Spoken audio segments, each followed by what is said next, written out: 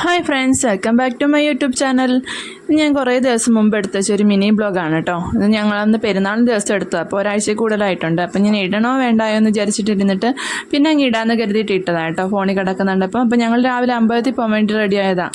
ഞങ്ങൾ 3 പേര് മാത്രമല്ല കേട്ടോ ഇന്ന് പോകുന്നത്. എന്നാൽ അനിയനും അനിയത്തിയും മോളും ഉണ്ട്. അപ്പോൾ ഞങ്ങളെല്ലാവരും പോകാൻ വേണ്ടിയിട്ട് വണ്ടി കയറിയിട്ടുണ്ട് കേട്ടോ. പെരുന്നാളായതുകൊണ്ട് പിന്നെ അമ്മ വന്നില്ല. അമ്മയാണെങ്കിൽ അപ്പുറത്ത് അമ്മയുടെ വീട്ടിൽ നിന്ന് സഹായിക്കാൻ വേണ്ടി വിളിച്ചിട്ടുണ്ടായിരുന്നു. അപ്പം നമ്മുടെ വിഷുവിനൊക്കെ അവരും വന്ന് സഹായിക്കും. അതുകൊണ്ട് ഇന്ന് പെരുന്നാളായതുകൊണ്ട് അമ്മ അങ്ങോട്ട് പോയിട്ടുണ്ട് കേട്ടോ രാവിലെ.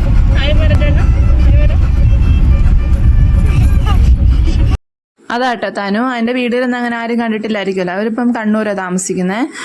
അഗി അവിടെ വർക്ക് ചെയ്യുന്നത്. അപ്പോൾ അവരെല്ലാവരും അവിടെ തന്നെ. അപ്പം അതുപോലെ തന്നെ ഏട്ടൻ ഡ്രൈവിംഗ് സ്ഥാനം പിടിച്ചിട്ടുണ്ട് കേട്ടോ. ഞങ്ങൾ മാനന്തവാടി കാഞ്ചി കാമാക്ഷി കോവിലോട്ടാണ് പോകുന്നത് കേട്ടോ. സാധാരണ മാനന്തവാടിക്കാരെല്ലാം പോകുന്നത് വള്ളിയൂർക്കാവിലോട്ടായിരിക്കും. പക്ഷെ എനിക്കാണെങ്കിൽ മോന് ചോറ് കൊടുത്തിട്ടില്ല. അതുകൊണ്ട് ചോറ് കൊടുത്തിട്ട് വേണം വള്ളിയൂർക്കാവ് അമ്മയെ കാണാൻ വേണ്ടി പോകാൻ. അപ്പം ഞങ്ങൾ അവിടെ എത്തിയിട്ടുണ്ട്. അപ്പോൾ അവരാദ്യമേ കയറിയിട്ടുണ്ട്. കാരണം മോനെ കൊണ്ട് കയറാൻ പറ്റില്ലല്ലോ. അപ്പോൾ അവർ തൊഴുതിട്ട് ഇറങ്ങിയിട്ട് വേണം ഞങ്ങൾക്ക് കയറാൻ. അവനെ പിടിച്ചിട്ട് അവർ വന്നിട്ടില്ലായിരുന്നെങ്കിൽ പിന്നെ ഞങ്ങൾ രണ്ടായിട്ട് കയറിയാണ് കേട്ടോ. അല്ലെങ്കിൽ പിന്നെ ഏട്ടൻ ചിലപ്പം കയറത്തുമില്ല. അവൻ ചോറ് കൊടുക്കാത്തതുകൊണ്ട് ഏട്ടൻ കയറുന്നില്ല എന്ന് പറഞ്ഞിട്ട് പുറത്തേക്കും. അല്ലെ പിന്നെ രണ്ടായിട്ട് തന്നെ കയറിയാണ്. ഇവിടെ സ്ഥിരം വരുന്നതുകൊണ്ട് അങ്ങനെ പ്രശ്നമില്ല. അറിയാത്ത ആദ്യമായിട്ട് പോകുന്ന അമ്പലത്തിലൊക്കെ ആണെങ്കിൽ എനിക്ക് ഒറ്റയ്ക്ക് കയറാൻ എങ്ങനെയാണെന്നൊന്നും അറിയത്തില്ലല്ലോ. അതുകൊണ്ട് കുറച്ച് മടിയുണ്ട്. പക്ഷെ ഇവിടെ ഞാൻ സ്ഥിരം പോകുന്നതാണ്.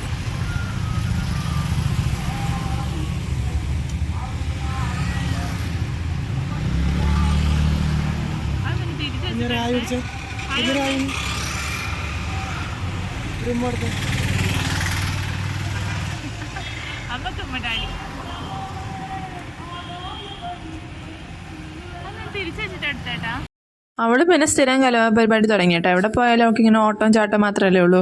അവിടെ ചെന്നിട്ട് റോഡാണെന്ന് നോക്കാതെ അങ്ങോട്ടും ഇങ്ങോട്ടൊക്കെ നടക്കുമായിരുന്നു. പിന്നെ ഒരു തരത്തിൽ പിടിച്ച് നിർത്തിയേക്കും കേട്ടോ. ഈ നൃത്തം കുറച്ച് നേരമേ ഉള്ളൂ കേട്ടോ. കുറച്ച് കഴിയുമ്പോൾ അമ്പലത്തിനോട്ട് അങ്ങ് ചാടിക്കോളും. പിന്നെ അമ്പലത്തിൽ കിടന്ന് ചാട്ടമായിരുന്നു. ഇന്ന് പിന്നെ കൂട്ടിനെ തനും കൂടെ ഉള്ളതുകൊണ്ട് ഉഷാറായി കേട്ടോ. രണ്ടുപേർ കൂടെ ചാടാൻ ഇഷ്ടം പോലെ സ്ഥലം ഉണ്ടായിരുന്നു അമ്പലത്തിനകത്ത്. പിന്നെ ഞായറാഴ്ച ആയതുകൊണ്ട് വലിയ തിരക്കൊന്നും ഇല്ലായിരുന്നു. എനിക്ക് ഒന്ന് പെരുന്നാൾ ആയതുകൊണ്ടായിരിക്കും തിരക്കൊന്നും ഇല്ല. എന്നാലും ഞങ്ങൾ സൈഡിൽ തന്നെ പാർക്ക് ചെയ്തു. അല്ലെങ്കിൽ അകത്തോട്ട് കയറ്റിയിടും കേട്ടോ. ഇതാട്ടോ എനിക്ക് ഭയങ്കര ഇഷ്ടമാട്ടോ ഈ അമ്പലത്തിൽ പോകാൻ. ഇവിടെ ഭയങ്കര പോസിറ്റീവ് എനർജിയാണ്. അതുകൊണ്ട് ഞാൻ പറ്റുമ്പോഴൊക്കെ പോകാറുണ്ട് കേട്ടോ ഇടയ്ക്കിടയ്ക്ക്.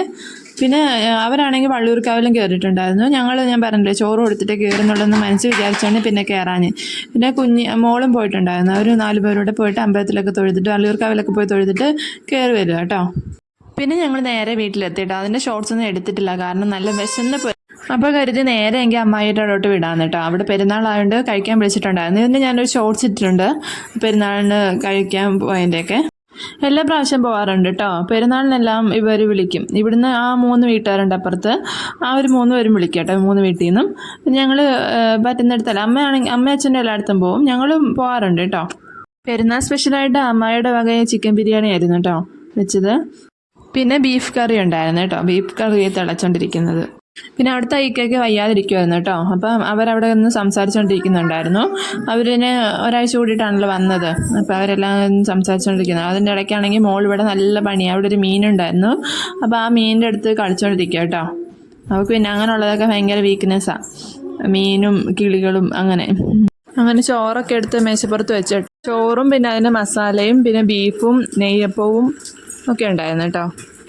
ഞങ്ങളിപ്പം കഴിക്കാൻ വേണ്ടിയിട്ട് എല്ലാവരും ഇരുന്നിട്ടുണ്ടായിരുന്നു.